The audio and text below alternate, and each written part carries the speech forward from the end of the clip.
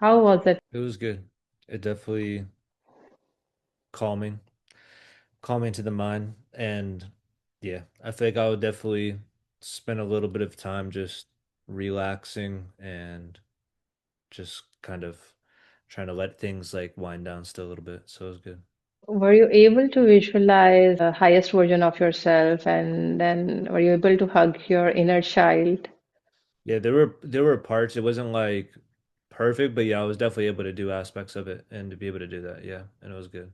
My back was like hurting a lot. There were a few times I was able to like concentrate on it and it went away, but it did reach a point where it was just like really bad today. Start doing sun salutations. Okay. Yeah, I will. Yeah, I think I just gotta stay consistent again with it. Consistent. Yes, Like yes, you at have least to. with me consistent, like 2 days a week, I at least stay somewhat in flow with my life, you know.